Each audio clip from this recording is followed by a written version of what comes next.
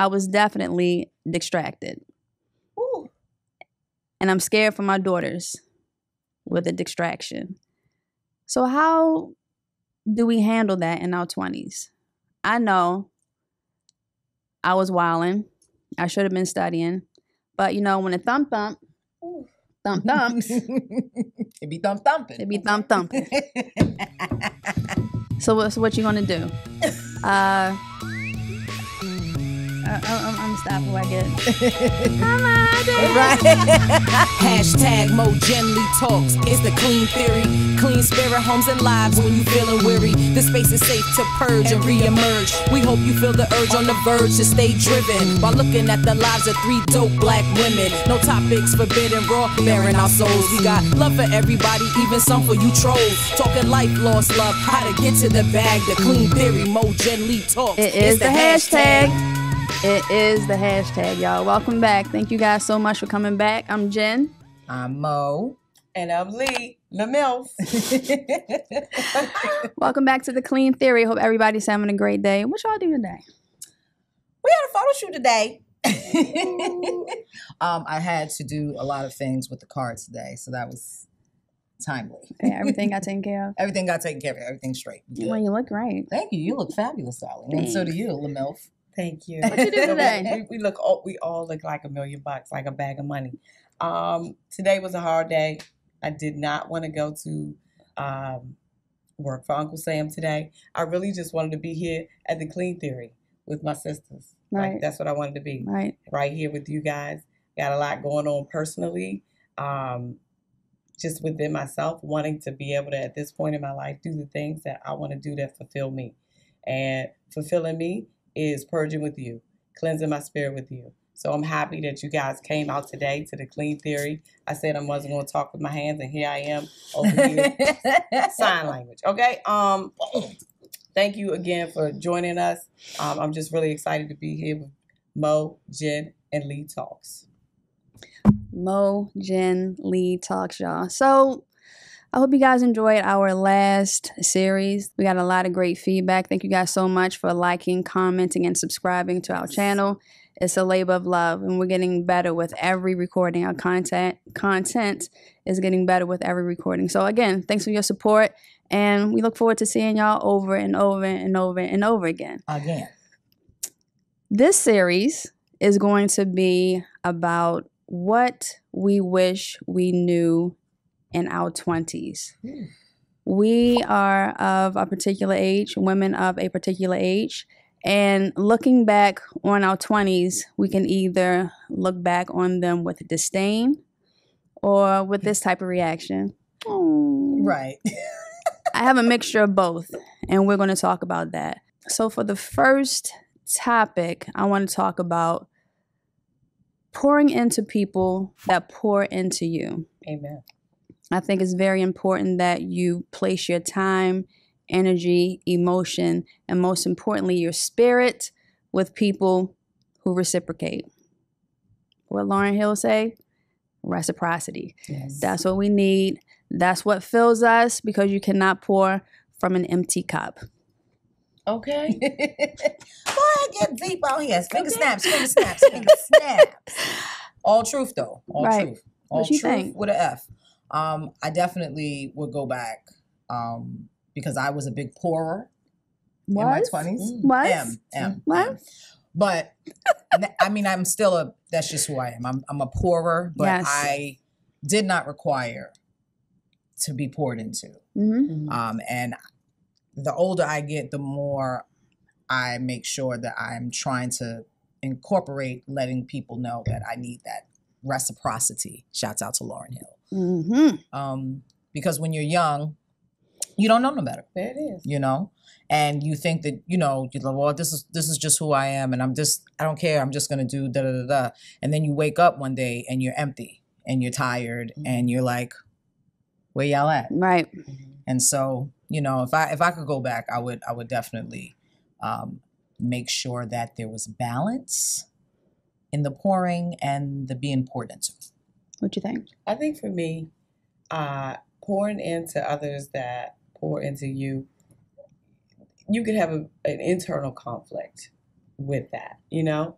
Like both of you, my whole life has been, kind of based on me pouring into my family and them, in some degrees, pouring back in me. But as you get older, your priorities change, right? Your priorities shift.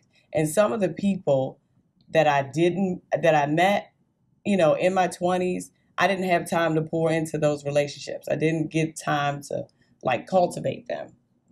I was too busy with my family. It's like a lot of my nieces, they're all like sisters. And, thank God we met when we did, right? Mm-hmm. And we were just persistent enough that we wanted to ensure that we kept our bond, we kept our friendship. You know what I mean? Right. And you easily folded into the fray of the family, right? Like you were, the kids, the this, the that, you were just there. Right. That didn't always happen with great people that I met while I was in college, right? Like it was some good people, good ladies that wanted to be my friend. And on a surface level, we became friends, but maybe I wasn't a good friend to them, right? Mm-hmm. I knew one young lady who was really just a good friend to me. She was going through a lot in her life, but you young, you go on break. I'm down in Daytona, booty shaking. She having issues in her life, and I wasn't there for her. You know what I mean? Next time I see her, she is gone back to full traditional and gone back to her roots and her religion. And I was like, God bless her for that. She was going through something in her life, and I feel bad like that. I think about it now, and I wasn't there for her. And I think if I had to tell my younger self, I would tell myself to pay attention, right? Mm-hmm. Pay attention. Yes, pay attention to you, pour into you, but cultivate those relationships that help you show up to be your best you. If I had to tell my younger self how to look for folks who going to pour into me, and so I can pour into them, and we could keep the relationship, we could continue to build as friends, build financially, build spiritually, so we can be able to be in a place friendship-wise that you and I are in, right? Mm-hmm. I would say pay attention. Don't always just get tunnel vision. Again, I was raised in a household where it's just family first, and my family is great. It's nothing like knowing from birth that someone is always going to show up for you. But it's nothing like also knowing that when I have my baby, mm-hmm. when my baby want to get some balance, that they gonna call they Aunt Jen. They gonna be like, I'm the rational one. You know what I'm saying? When they be like, can somebody talk her off the ledge? They gonna call they Aunt Jen. I'm a Leo. Shouts out to the Leos. And since I was little, all I knew how to do was love hard. Hard, hard, hard. There was no middle ground. Either I'm totally in or I'm just disconnected. And that's got me in trouble a lot of times, especially in relationships. And I'm sure a lot of ladies, Leos or not, you can definitely relate to that. Mm-hmm. I remember one instance, I had a terrible breakup. I was in college, loving hard, just wilding out. I should have been studying. But my mother, it's embarrassing as hell, but now that I'm a mom, I'm looking back on it, and all she did was just try to cover me. She called my then ex-boyfriend because I was on the floor in a puddle after we broke up, and she talked to him to try to explain my antics to him and why I am how I am. I don't know how she got the number. Big U at CIA. Cell phones wasn't popping like that back in the day, but I appreciate the effort. Mm-hmm. She could have just let me fall and didn't try to explain why I am how I am, but she took it upon herself to do so.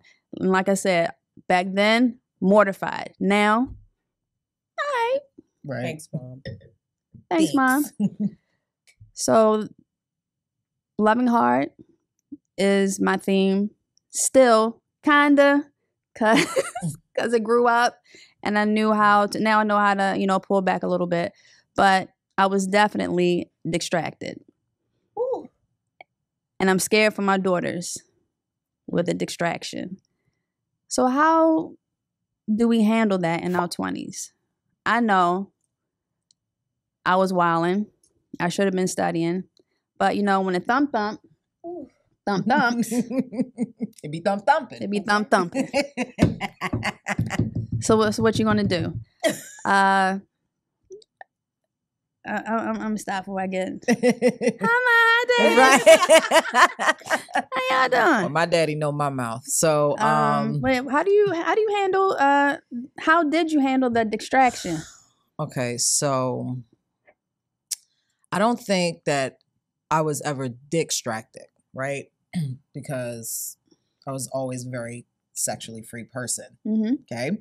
But what I was running from pain.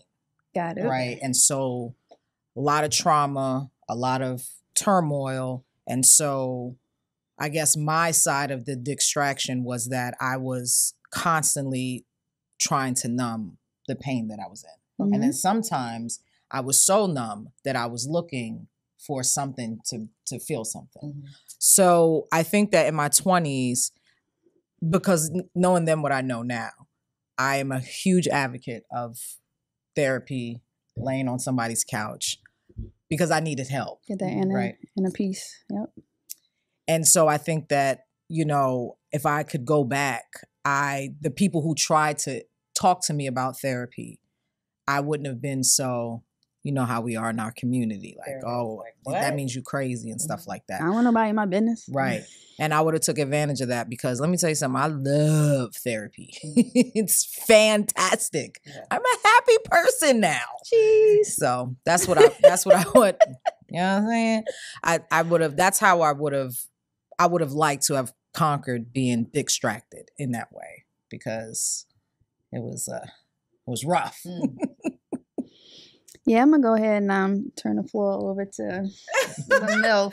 Okay, so and her adventures. I had a really roaring 20s. Okay, roaring 20s. Praise the Lord. Okay, I had a really great college time, and I think, you know, again, this kind of goes back into pouring into people who can't pour into you. I somehow, from high school to college to mid-20s, I went through these different phases where, you know, I like square dudes, not really square dudes, I like jocks. Didn't work out. I was like, fuck y'all. And then I just like bad boys. Yeah. I was like, it's the thuggish, ruggish, bum. Okay, that was it, right? And then I was like, this is stupid. Like, again, my mom was always, she could just see it coming, right? Mm-hmm. She would just be like, this is going to go wrong. That is going to go wrong. He is going to cheat. He is this, that. Of course, me being as headstrong as I wanted to prove her wrong. Now, he loved me. He loved me. He loved me. You crazy. All that. And while I didn't let distraction navigate me away from my career in college, or, you know, like my grades and stuff like that, I did let it make me overly passionate in these streets. I made a lot of mistakes, made a lot of enemies, called a lot of people's cell phones, said terrible things. Went stalking. Okay, like, I mean, I just made a lot of poor decisions. So if I had to talk to my younger self, I would be like, sis, yep. Look in the mirror. What are you doing? Mm-hmm. Do you see yourself? Mm-hmm. It's not necessary. You worth more, you better than, and you got more to offer than the running after this or that and the third. Pour into you, because you got a lot going for you. And when you don't, yep. Look for something. Look for things that is going to help you show up and be your best you. Period. Don't keep wilding out because you keep finding new ways to bust a nut.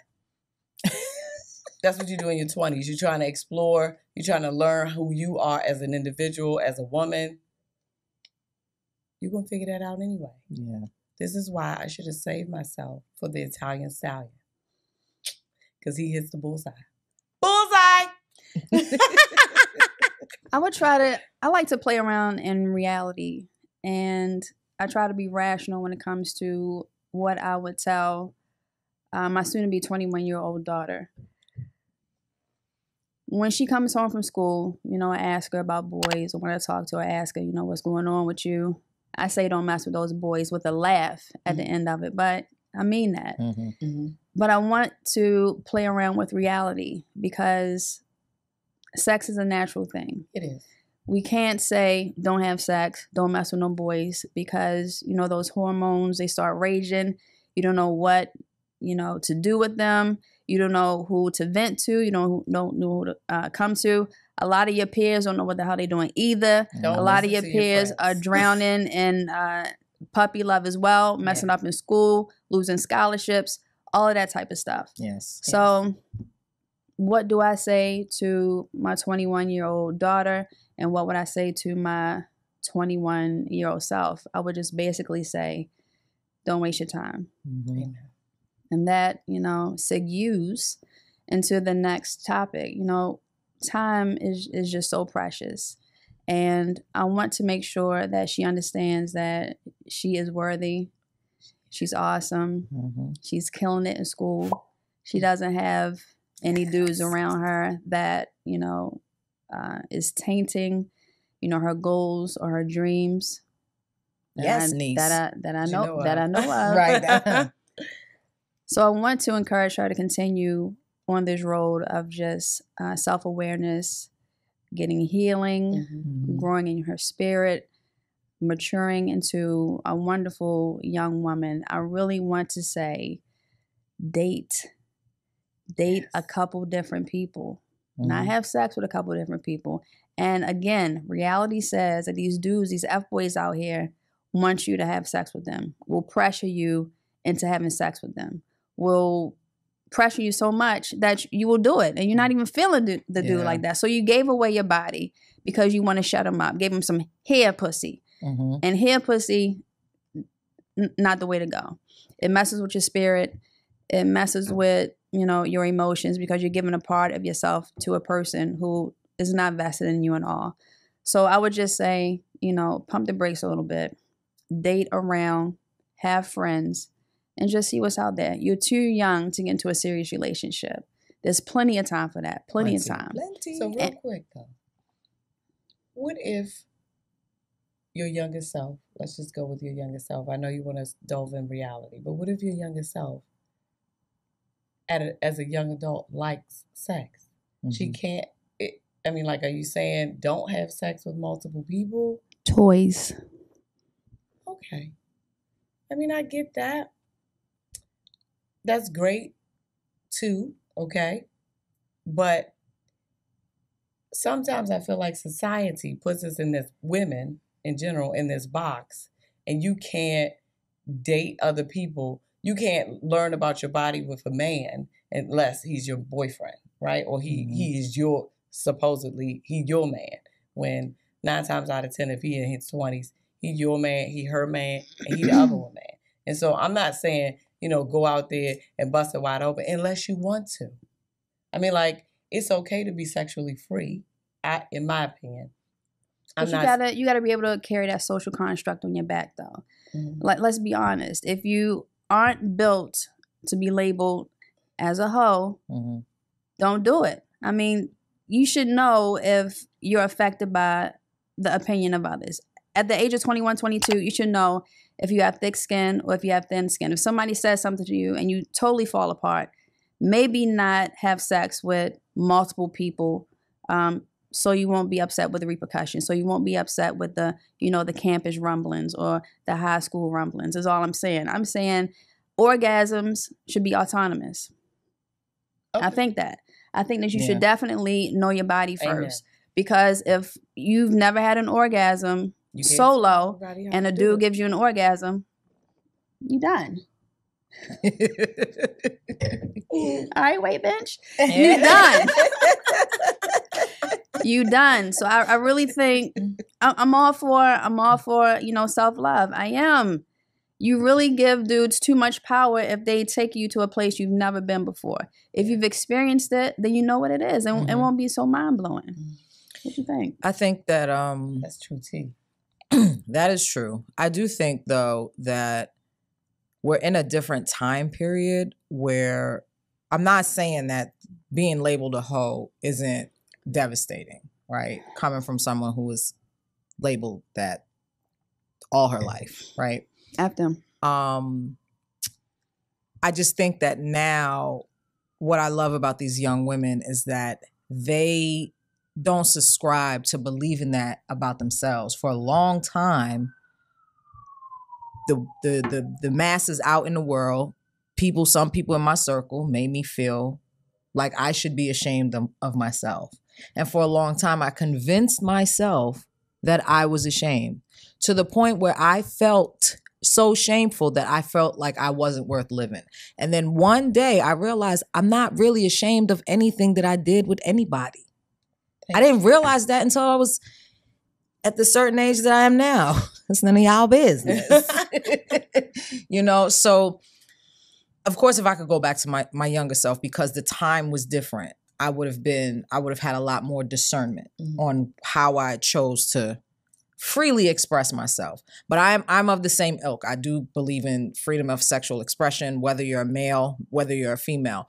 But I do know that when you are a woman, even though society is changing a lot, and how we label women and stuff like that, and your ability to take your power back and be like, F you, and I don't care what you're saying.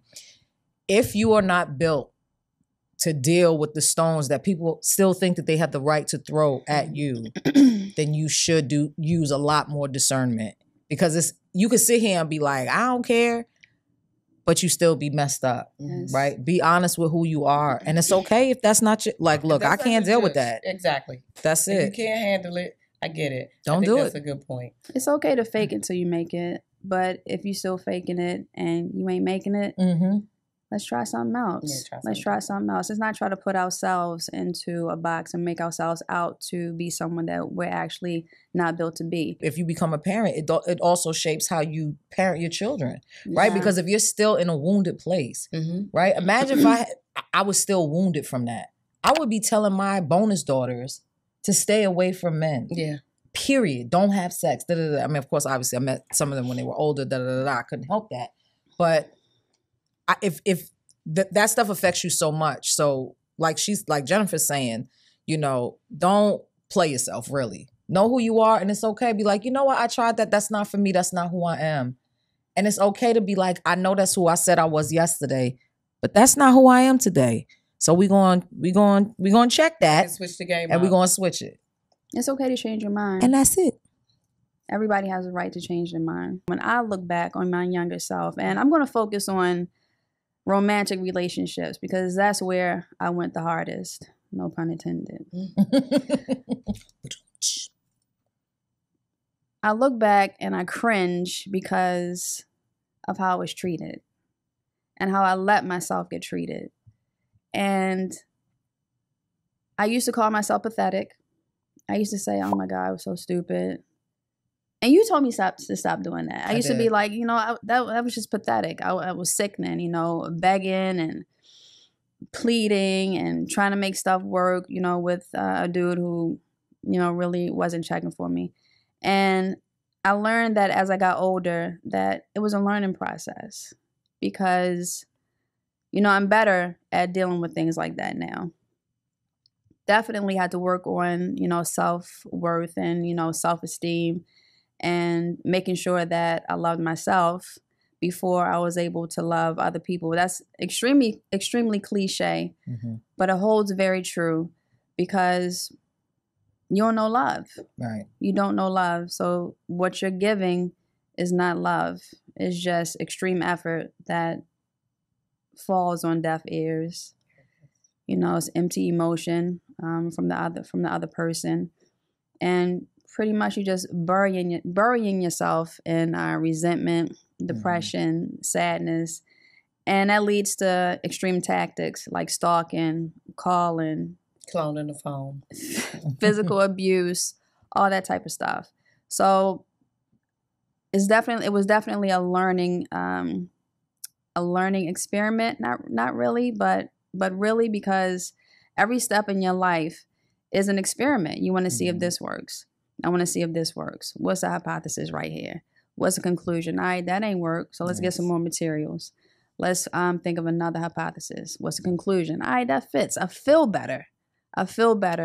I'm able to present myself better. So we're gonna go with that one that we just chose. And you have to, every day you're learning yourself. I'm still learning myself. And I hope to continue evolving as I get older. I don't want to stop learning. Right. I don't want to stop growing. Right. I want to definitely continue to be a better person. And that started with me personally. That started with looking back on my younger self and saying, you know, I love you. It's going to be okay. Mm-hmm. Most importantly, you're going to be okay. Because plenty of times you just, when you're young, especially in your 20s, you can't see the clearance. Oh, God. It's just trees. It's just you black, can't see black. the road. You can't see the light, the rainbow, whatever the saying is. You can't see nothing. And so you like, oh, there is no end date on this madness or this trauma or this pain or this ridiculous situation. But yes, I definitely did not like it when Jennifer would be like, I was so pathetic. I was absolutely adamant. And I'm not forceful like that, you know, but I was like, stop saying that. Mm-hmm. I don't like that. Because you know what you know when you know it, right? And if you heard your child talking to herself like that, you would be like, stop saying that. Right. You wouldn't talk to your 21-year-old daughter and be like, you pathetic, right? So the way we are right now, and when we look back out on our younger selves, we're mothering ourselves back then. Yes. And so you love your kids. And so you got to love yourself back then too, even though the things that you did, you was like, what was I thinking? Right? And yeah, you could say that like, girl, I was tripping. That's fine. Mm-hmm. But like when you start using those type of words like pathetic, those words don't pathetic, stay there. Dumb, stupid. They permeate and they sit in you. And then you, at some point, it might be some situation that happens in the now that reminds you of your younger self. And now you're telling yourself now that you're pathetic. And no, you weren't pathetic then. You were young and you didn't have information. Or and even if you had information, you just weren't ready to receive it. Right. Because you weren't equipped with that. Your brain was still young. Exactly. It was underdeveloped, right? And that's just, be kind to your younger self. Forgive yourself. And look at you now. Mm-hmm. You popping. Your hair, your body, your makeup. You're a fantastic mother. This is the brainchild. Thank you. We here at the Clean Theory. You know, but it's just a learning lesson. And thank the universe that we're older now, that we've learned those lessons. There's so many people that didn't make it. Yes. There's so many people that still learning the same lesson over and over. And I think for me, looking back on my early 20s to my mid 20s to my late 20s to when I got married, is those early 20s, I felt like I was trying to learn from each terrible, dumbass mistake. Okay. And I would be like, okay, all right, well, when I get into my next relationship, this time you're going to have a full-time job, not a part-time job or maybe job. You know what I mean? Like, or, you know, next time I ask for a Christmas gift, it can't be a CD player that look like my car. It got to be this. I'm still mad at that. Okay. Or I'm not going to wait to see if I'm a cloud. I'm not going to wait to see if he going to reciprocate. If I make breakfast, I wish this was alcohol. He'll make breakfast. You know what I'm saying? If I put out $1,000 on a gift, you going to jump higher or at least try. You know what I'm saying? I'm going to come. These are my standards. Let's not waste no more time. You want to be with me? This is what it look like. These are the things that I'm not going to budge on. Are you going to scramble eggs in the morning? Yes or no? So, you know what I'm saying? Like, in my early 20s, I absolutely was just, I want to have fun. Do you want to have fun? All right, cool. Let's figure out how to have fun. I didn't care what your credit score was. I didn't care what kind of, I did like a nice car, but really, you can pull up in a bucket. Take me where we going, and let's have a good time. I didn't care about none of that. You didn't have a job? Okay, cool. We still going out to have fun, right? Let's go. And then I realized that at some point, the club is over. The beach trip is done. How do you live in reality with this individual? This is not going to work. My dad says that you can't read, or or you don't speak appropriate English. Like, how do I make these things jive? Okay, now I'm pouring into you, trying to get you to the level where I'm not always trying to defend you, right? The question is, do you want to get to it? Do you want to be better? And we want to table it right there. Thank you guys so much for joining us on episode 4. We made it to 4. Like, comment, subscribe. All that good stuff. Put it right here again. Mo Jen Lee Talks. It's the Clean Theory. 3 dope black women. All that good stuff. Thanks, guys. We're going to see you next time. Hashtag Mo Gently Talks. It's the Clean Theory. Clean spirit homes and lives when you feeling weary. The space is safe to purge and re-emerge. We hope you feel the urge on the verge to stay driven while looking at the lives of 3 dope black women. No topics forbidden, raw, bearing our souls. We got love for everybody, even some for you trolls. Talking life, lost love, how to get to the bag. The Clean Theory, Mo Gently Talks. It's the hashtag.